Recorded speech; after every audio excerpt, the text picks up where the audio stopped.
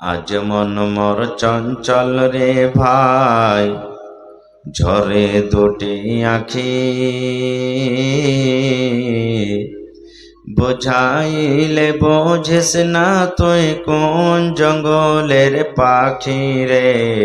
আজ মন মোর চঞ্চল রে,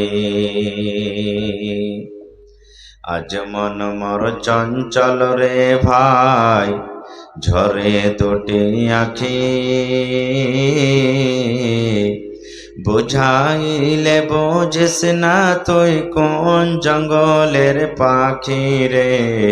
আজ মন মোর চঞ্চল রে। গরম পানি ভোরের পাতাতে মন তোকে গোসল করাবে।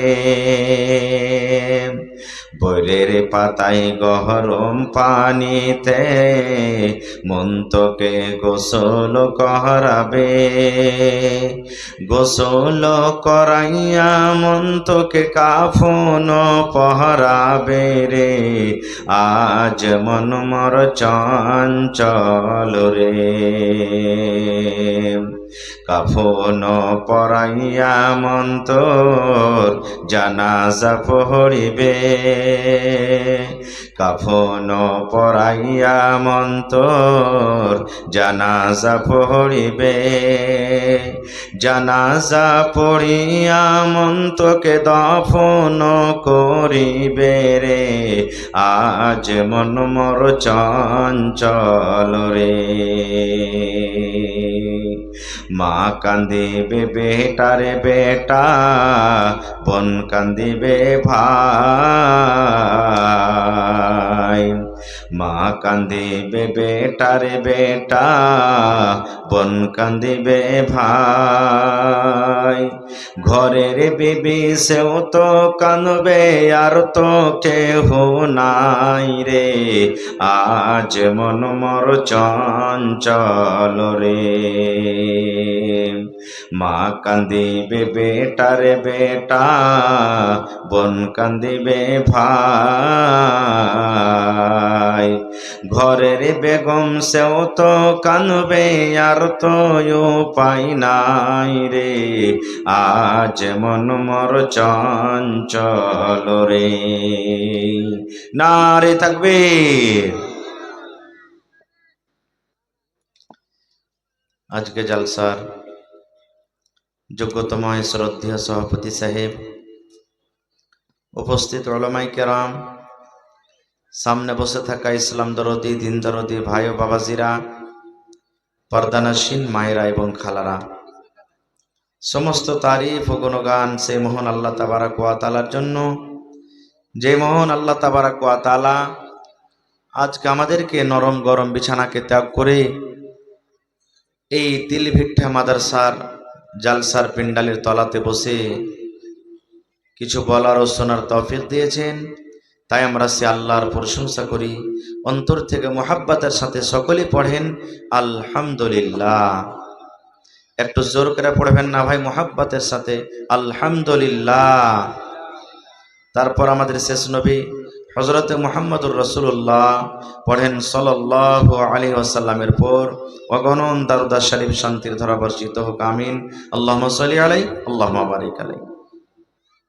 ভাই মুসলমান, আজকে আমি আপনাদের সামনে সূরাতুল বাকারা থেকে এখানটা আয়াত তেলাওয়াত করেছি,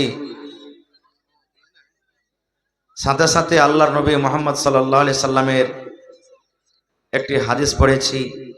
সে আয়াত এবং হাদিসকে সামনে রেখে আমি আমার বক্তব্য ইতি করব। আমা তৌফিকি ইল্লা বিল্লাহ। আল্লাহর কাছে দোয়া করি, হে রব্বুল আলামিন, আমি যা কিছু বলবো যেন সহিহ হাদিস এবং কোরআন থেকে বলতে পারি, এবং তার প্রতি ছোট বড় সকলেই যেন আমরা আমল করতে পারি, তার জন্য আল্লাহ আমাদেরকে তৌফিক দেন। পূর্ণ আল্লাহুম্মা আমিন। ভাই মুসলমান, আজকে আমার আলোচনার বিষয় হবে, টপিক হবে, কোন মহিলাটা জান্নাতি, কোন বেটি ছেলে জান্নাতের ভিতরে যাবে। মায়েরা খালারা, ভালোভাবে আপনারা শোনেন। এই পৃথিবীতে বেঁচে থাকা কালে আল্লাহ তাবারাক ওয়া তাআলা যতদিন মওত না দিয়েছেন, মওত আসার আগে আগে জীবনে কোন এমন কাজ করবেন যে কাজটা করার পর আল্লাহ খুশি হবেন, আর আল্লাহ খুশি হয়ে আপনাকে জান্নাত দান করবেন। এবং সাথে সাথে এই জমিনের ওপরে কোন মহিলাটা সব থেকে ভালো, কোন বেটি ছেলে সব থেকে ভালো, কোন নারী আল্লাহ তাবারাক ওয়া তাআলার কাছে সব থেকে ভালো। এবং সাথে সাথে আরো একটা হাদিস পড়ব। এই যে আমার যুবক ভাইরা সামনে বসে আছেন, পুরুষের দল সামনে বসে আছেন, কোন ধরনের মেয়েকে আপনি বিবাহ করবেন, কোন বেটি ছেলেকে আপনি বিবাহ করবেন, এই 3 পয়েন্টটা আপনাদের সামনে কথা বলবো। আল্লাহ যেন বলার সাথে সাথে আমাদের সকলকে যেন আমল করার তৌফিক দেন, পড়ুন আল্লাহুম্মা আমিন। এবং সর্বপ্রথমে একটা আপনাদেরকে প্রশ্ন করি ভাই, এই জমিনের ওপরে, আকাশের তলাতে জমিনের ওপরে সব থেকে দামি জিনিস কি বলতে পারবেন আপনারা? এই জমিনের ওপরে সব থেকে দামি জিনিস কি বলতে পারবেন? কেউ বলতে পারবেন? একটা লোক বলেন সামনে থেকে, সব থেকে দামি জিনিস হলো কি? বলতে পারলেন না।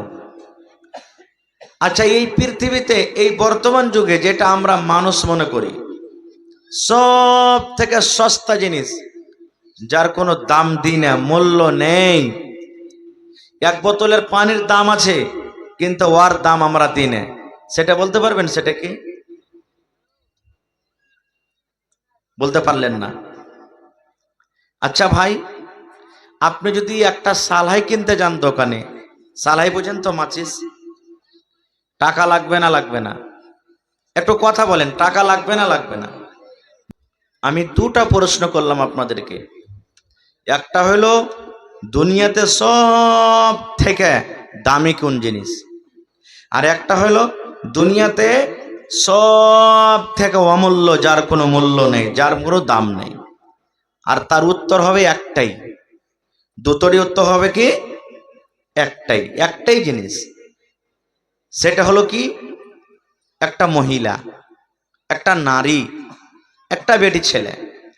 বেটি ছেলে হলো সব থেকে দুনিয়াতে যত রকম মাল সম্পদ, সোনা চাঁদি, দানা পানি, হীরা মতি, কয়লা লোহা, পাহাড় নদী, জমিন জায়গা, সব থেকে দামি জিনিস একটা মহিলা। আর দুনিয়াতে সব থেকে যার কোনো দাম নাই, সস্তা হলে একটা মহিলা। বলবেন যে হাজি মাওলানা এটা কেমন করে? বিশ্বাস হয় না। আচ্ছা ভাই, আমি এখনই বলছিলাম, আপনি একটা সালহাই কিনতে যাবেন, তার দাম দিবেন কি দিবেন না? জোরে বলেন, দাম দিবেন কি দিবেন না? এখন আপনার এলাকাতে 4 আনা 8 আনা চলছে ভাই, চলে না খুব। আপনি যদি দোকানে যাবেন, যাওয়ার পর যদি বলেন এই দোকানদার ভাই 1 কেজি আমাকে নুন দাও, লবণ দাও, টাকা লিবে না লিবে না? জোরে বলেন, লিবে কি লিবে না? ভাই সব জিনিসের দাম আছে, কিন্তু একটা বেটি ছেলে যখন আপনি স্ত্রী করবেন, তাকে বউ করবেন, দেখেছেন জীবনে কোনোদিন দেখেছেন যে একটা বেটি ছেলেকে আমি কিনতে গেলাম, তো ওকে আমি টাকা দিয়ে কিনে নিয়ে আসলাম, টাকা দিয়ে স্ত্রী বানিয়ে নিয়ে আসলাম? এরকম দেখেছেন আপনারা? কেউ কি করছে ভাই? একটু হ্যাঁ না বলেন, করছে কেউ? কেউ করে না, আমিও করি না, আপনিও করেন না, কোনো হাজি সাহেবও করেন না, কেউ করতে পারে না। আর আমরা এটাই বলছি যে বেটি ছেলে যখনই বাড়িতে জন্মগ্রহণ হয়, কত ভাইয়ের মুখ কালো হয়ে যায়। মুখ কালো হয় না? যার দেখবেন বাড়িতে 1টা 2টা 3টে 4টে 5টা 6টা মেয়ে হলো, বাড়িতে বেটি হলো, ওরে আল্লাহ, ওই মায়ের দিকে ওই বাবার দিকে দেখা যায় না। কিন্তু কত রকম ওই মা ওই বাবার কষ্ট, রাতের বেলাতে ঘুম আসে না, বেটি যখন জোয়ান হয়ে যায় সাবালিকা হয়ে যায় ওই বাপের ঘুম আসে না। আল্লাহ কেমন করে আমি মেয়ের বিয়ে দিব, এই আল্লাহ কেমন করে আমি জামাই ঢুঁড়বো, আল্লাহ কেমন করে আমার মেয়েটাকে শ্বশুর বাড়িতে বিদায় করব। আর যার বাড়িতে বেটা যে হয়েছে ভাই, ওর মুচ না থাকতে গেল 2-2.5 কিলো করে মুচে তেল দিচ্ছে আর ওকে ঘুরেছে যে পাবো একদিন 2 লাখ টাকা, বলে কি বলে না ভাই, 2 লাখ টাকা একদিন পাবো। কেমন পাবে জানেন? আপনার এলাকাতে আছে কিনা আল্লাহ জানে। যখন কোনো মেয়ে ছেলেকে দেখতে যাবে আর দেখার পর তো বলবে যে ভাই বহুত পছন্দ আছে ভাই, আগেকার কথাবার্তা কিছু বলো। তো বলছে বলো ভাই তুমি কি লিবে, কি লিবে তুমি ভাই বলো। তো আইবারের দিক দিয়ে তখন বলবে, কত মানুষ আমার টিকেট মৌলভী সাহেব বলবে আমি তো মৌলভী সাহেব মানুষ, আমার কোনো ডিমান্ড টিমান্ড নেই, শরীয়ত বুঝি দিন বুঝি, মাথায় টুপি আছে দাড়ি আছে, তো আমি ভাই এগুলার ধারি না, জানে সব বড় বেটা। কত ভাই তো এটা কথা বলেন, মৌলভী সাহেব জি এগুলার টাকার দিকও আমি দেখি না, এগুলার টাকার দিকে নজরও করি না, আমি 3 লাখ টাকা খরচ করে হজ করে এসেছি, যা জানে আমার বড় জামাই জানে সব। মানে ভিতর ভিতর যে জামাইয়ের নটকে টাইট করে দিয়েছে ওই লেগে না বড় জামাইয়ের বড় বেটা জানে নাকি রে ভাই, সত্য না মিথ্যা বলেন? জি। আহা হা ভাই মুসলমান, আজকে এই জামানাটা আর 1400 বছর আগে নবী মোহাম্মদ সাল্লাল্লাহু আলাইহি সাল্লাম যে জামানাতে এসেছিলেন, আরবের জামানাটা কোনো তফাৎ নেই, কোনো তফাৎ নাই। বলবেন হাজী মাওলানা কেমন কথা? জি, আল্লাহ তাবারাক ওয়া তাআলা কোরআনে বলছেন وَإِذَا بُشِّرَ أَحَدُهُم بِالْأُنثَىٰ ظَلَّ وَجْهُهُ مُسْوَدًّا وَهُوَ كَظِيمٌ। ওরে সুবহানাল্লাহ, আল্লাহ রাব্বুল আলামিন কোরআন মাজিদের মধ্যে বলেন ওয়াইদা বুশরা আহাদুহুম বিল উনসা, মক্কা নগরে মক্কার যখন মানুষের কানে খবরটা পৌঁছিত, তাকে যখন খুশখবরি দেওয়া হতো, তার কানে যখন খবর দেওয়া হতো, রে আল্লাহর বান্দা তোমার বাড়িতে মেয়ে জন্মগ্রহণ হয়েছে, তোমার বাড়িতে বেটি জন্মগ্রহণ হয়েছে, তোমার বাড়িতে কন্যা জন্মগ্রহণ করেছি, ওই বাবার মুখখানা কালো হয়ে যেত। বাবা মনে মনে বলতো আল্লাহ তুমি কেন আমাকে মেয়ে দিলে, আল্লাহ তুমি কেন আমাকে বেটি দিলে, আল্লাহ কে আমাকে শ্বশুর বলবে, আল্লাহ কাকে আমি জামাই বলবো। আল্লাহ লোকেরা তানা দিয়ে দিয়ে খোঁচা মেরে মেরে আমার সাথে কথা বলবে, আল্লাহ তুমি কেন আমাকে বেটি দিলে, আল্লাহ কেন তুমি আমাকে মেয়ে দিলে, আল্লাহ তুমি একটা ছেলে কেন দিলে না, আল্লাহ তুমি কেন আমাকে কন্যা দিলা। কে বলতো? মক্কার লোকেরা। বেটি আসতে গেলি মন খারাপ। আচ্ছা বলেন তো, আমিও মানুষ আপনিও মানুষ, বেটি দেনেওয়ালা কে? একটু কথা বলেন, বেটি দেনেওয়ালা কে, বেটা দেনেওয়ালা কে? আল্লাহ কহ কি বাঁধ রেখেছেন, একটা ছেলে পেলে দেয় না, না সন্তান দিয়েছে একটা দেয়নি, কে? জোরে বলেন। কত লোককে দেখবেন স্ত্রী বাড়িতে এসেছে রে বন্ধু, স্ত্রীকে বাড়িতে নিয়ে এসেছি, একটা মেয়ে হলো বেটা হলো না, 2 নম্বর মেয়ে হলো বেটা হলো না, 3 নম্বর মেয়ে হলো বেটা হলো না, 4 নম্বর মেয়ে হলো বেটা হলো না। ওরে সুবহানাল্লাহ, দেখবেন ওই ভাই সকাল সন্ধ্যাতে স্ত্রীটাকে মারবে, গালি দিবে, স্ত্রীটাকে বলবে এরে হালির বেটি হালি, তোকে আর বাড়িতে রাখবো না, এই তুই বেটে বিয়ানি, তোর পেট থেকে শুধু মেয়ে জন্মগ্রহণ হয়, তোকে আমি বাড়িতে রাখবো না, যা যা যা, তোকে আমি তালাক দিয়ে দিলাম, তুই মায়ের বাড়িতে চলে যা, যা মায়ের বাড়িতে তুই চলে যা, তোর মতন স্ত্রীকে আমি বাড়িতে রাখবো না। খুব এটা ভুল হলো না সহি হলো ভাই? জোরে বলেন, ভুল হলো না সহি হলো? সুবহানাল্লাহ। আচ্ছা আপনাকে একটা প্রশ্ন করছি, মনে কিছু নেবেন না, বোঝার জন্য। ধরেন এই জমিনটা আপনার, 1 বিঘা জমিন আছে, মাকয়ের সময় আসছে, আপনি মাকয় লাগাইলেন না, আপনি ধান লাগিয়ে দিলেন। আর যদি বলেন যে আমার জমিনে মাকয় হবে, কোনটা হবে ভাই, ধান হবে না মাকয় হবে? জোরে বলে। ভাই মুসলমান, যদি মেয়েটাকে আপনি দোষে করছেন, কেমন পুরুষ আপনি? জমিন তো রেডি আছে ফসল দেওয়ার জন্য।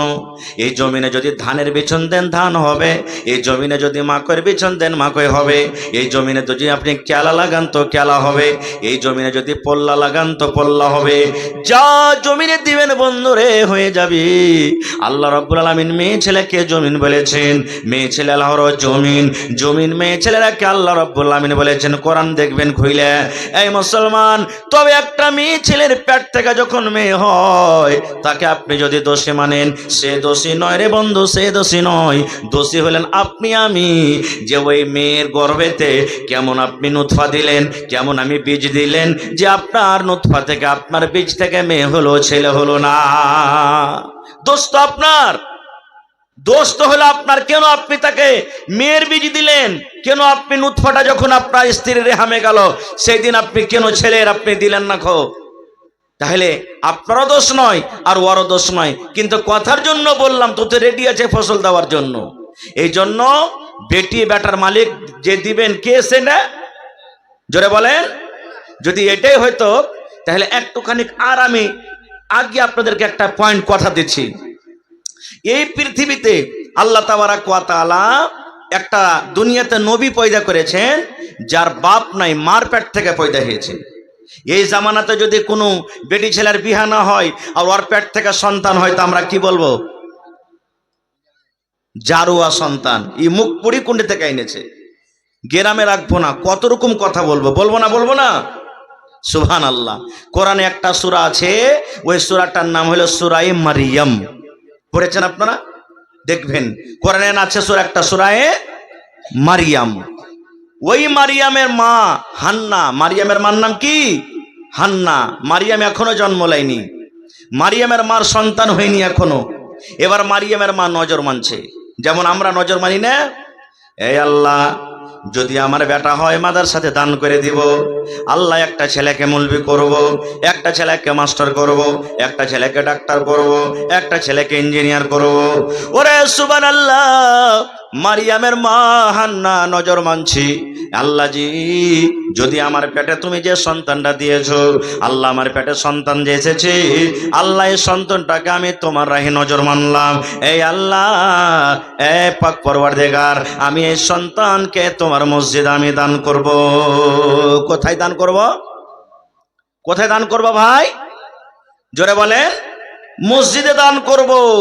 হান্না নজর মারলেন, কিন্তু আমার মনের আশা যে আল্লাহ বেটা দিও। কি দিও আল্লাহ? বেটা দিও। দিনে দিনে দিন গেল, রাত গেল, মাস গেল, 2 মাস গেল। ঠিক 8 মাস 9 মাস পর মারিয়ামের মায়ের পেট থেকে, হান্নার পেট থেকে ছেলে না জন্ম হয়ে একটা মেয়ে জন্ম হলো। কি জন্ম হলো? মেয়ে জন্ম হলো। আর মারিয়ামের মা কি নজর মেনেছিল? আল্লাহ একটা ছেলে দিও। মেয়ে যখন জন্ম হলো, ওরে সুবহানাল্লাহ, বেটি ছেলে জন্ম হয়ে গেল। মারিয়ামের মা হান্নার মন খারাপ হয়ে গেল। আল্লাহ, আমি একটা ছিলাম ছেলে, আল্লাহ ছেলের নজর মানলাম, আল্লাহ তুমি আমাকে ছেলে দাও। কিন্তু আল্লাহ ছেলে না হয়ে মেয়ে হয়ে গেল, আল্লাহ বেটা না হয়ে বেটি হয়ে গেল। আল্লাহ, বেটি ছেলে কেমন করে মসজিদে ছেড়ে দিবে? বেটি ছেলে কেমন করে মসজিদে যাবে? আল্লাহ, বেটি ছেলে যখন বড় হবে ওর হাজ হবে আল্লাহ রে, মাসে মাসে 5 দিন 7 দিন করে মসজিদ যেতে পারবে না, 3 দিন 4 দিন করে মসজিদ যেতে পারবে না, 3 দিন 4 দিন 5 দিন করে নামাজ পড়তে পারবে না, রোজা করতে পারবে না। আল্লাহ, তুমি কেন বেটি দিলে? আল্লাহ, কেন তুমি বেটি দিলে? আল্লাহ, তুমি কেন আমাকে বেটা দিলা না? আফসোস করছেন কে? মারিয়ামের মা। আল্লাহ রাব্বুল আলামিন বললেন, রে মারিয়ামের মা, তুমি মনটা খারাপ করিও না রে, মন খারাপ করিও না রে। এই হান্না, এটা মারিয়ামের নাম রাখো। আমি আল্লাহ রাব্বুল আলামিন তোমাকে মেয়ে দিলাম, বেটি দিলাম, বেটা দিইনি। এর নামটা তুমি মারিয়াম রাখো। আল্লাহ নাম রাখছেন, এর নাম তুমি মারিয়াম রাখো রে হান্না। রে মারিয়ামের মা হান্না, এই তোমার বেটিটা এই বাহাদুরগঞ্জের এলাকাতে যত মারিয়াম আছে রে, মারিয়ামের মতো নয় রে। তিলিভিটটাতে যত বেটি ছেলে আছে বেটি ছেলের মতো নয়। এই কিশনগঞ্জ জেলাতে যত মেয়ে ছেলে আছে আছে তাদের মতন নয়, এই পূর্ণিয়া জেলাতে যত মেয়ে ছেলে আছে তাদের মতন নয় রে। এই গোটা পৃথিবীর জমিনে যত মেয়ে ছেলে আছে মেয়ে ছেলের নাম নয়। এই তোমার বেটি মারিয়ামের রূপরেখা আলাদা, তার ব্যবহার চরিত্র আলাদা। এই জন্য তুমি মন খারাপ করিও না, এই মেয়েটার নাম তুমি রেখে দাও মারিয়াম। নারে তাকবীর। তাহলে মারিয়ামের মার হান্নার মনের আশা পুরা হলো ভাই? জোরে বলেন পুরা হলো কি? ও তো নজর মেরেছিলেন আল্লাহ বেটা দাও, কিন্তু হলো কি? জোরে বলেন হলো কি? বেটি। যাক একটু যখন বড় হলো, মারিয়াম বেটিটাকে সাথে করে নিয়ে চলে গেলেন কোথায়? যেখানে ফিলিস্তিন, মসজিদ আকসাতে যেখানে লড়াই যুদ্ধ চলছে, ওই ফিলিস্তিনের মসজিদে চলে গেলেন। ওই মসজিদের ইমাম ছিলেন কে? মারিয়ামের খালু জাকারিয়া আলাইহিস সালাম। জাকারিয়া একজন নবী ছিলেন। যা বলছেন মারিয়ামের মা যে ভাইজি এই আমার বেটিটাকে তুমি নিয়ে লাও, এই মসজিদে থাকবে। যারে বেটি যা, মসজিদে ঝাড় দিবি, মসজিদে তুই সাফ করবি, সব পারবি, সব কিছু করবি। যারা নমাজ পড়িতে আসবে তারাকে পানি দেবে দিবি, যা দিয়ে দিল তোকে। এবার মারিয়াম মসজিদে মা দিয়ে দিলে, কেন নজর মেরেছিলেন আল্লাহ যে সন্তান পেটে আছে আমি একে তোমার রাহে আমি দান করে দেব। এবার দিয়ে দিলেন। এবার মারিয়ামকে খেতে লাগবে না লাগবে না ভাই? জোরে বলেন খেতে লাগবে না লাগবে না? মারিয়ামের জাগির হবে কে? কার বাড়িতে মারিয়াম থাকবে? এই যে মাদ্রাসাতে ছাত্র আছে, জাগিরে আছে না হোস্টেলে আছে? জোরে বলেন। হ্যাঁ, কে মারিয়ামকে খেতে দিবে? যত লোক নামাজ পড়িতে এসেছেন সব লোক বলছেন মারিয়ামকে আমি খেতে দিব।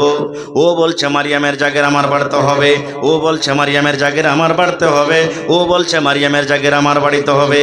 ওরে আল্লাহ, আল্লাহ রাব্বুল আলামিন জানে মারিয়ামের জাগির কার বাড়িতে করব রে। কারণ খালার থেকে বেশি ভালোবাসা, খালার থেকে মোহাব্বত, খালার বাড়ি থেকে বেশি ভালো জাগির দুনিয়াতে হইতে পারে না। পারে? কারণ জাকারিয়া নবী হলেন খালু, জাকারিয়া নবীর স্ত্রী হলেন মারিয়ামের খালা। আল্লাহ রাব্বুল আলামিন জানছেন ওয়াপার বেটে ছেলের বাড়িতে, ওয়াপার মরদের বাড়িতে মারিয়ামের জাগির করা ভালো হবে না। কিন্তু যদি আমি বলে দিই ও জাকারিয়া মারিয়ামকে তোমার বাড়িতে জাগির রাখো, তাহলে অন্য অন্য নমাজের মনটা খারাপ হয়ে যাবে, হবে না? হবে না। আল্লাহ জাকারিয়া নবীকে বললেন জাকারিয়া নবী যত লোক জাগির চাইছে মারিয়ামকে, এই মসজিদে যত লোক নামাজ পড়িতে আসছে সবাই চাইছে মারিয়ামের জাগির আমার বাড়িতে হোক। এই জন্য জাকারিয়া নবী তুমি একটা কাম করো, ছোট ছোট ছোট ছোট করে কমজির একটা লাঠি বানাইতে কহো। এই যে মেসওয়াক যেমন আমরা রাখি আধাত আধাত মতন করে একটা তুমি মেসওয়াকের মতো লাঠি তৈরি করো। আর লাঠি কোটা কেটে সমস্ত লাঠিকে তুমি পানিতে ছেড়ে দাও, সমস্ত লাঠিকে তুমি পানিতে ভাসিয়ে দাও। যার লাঠি ভেসে চলে যাবে তার বাড়িতে মারিয়ামের জাগির হবে না, হবে না। যার লাঠি উজান দিকে ভেসে চলে যাবে ওই লোকটার বাড়িতে মারিয়ামের জাগির হয়ে যাবে। নারে তাকবীর।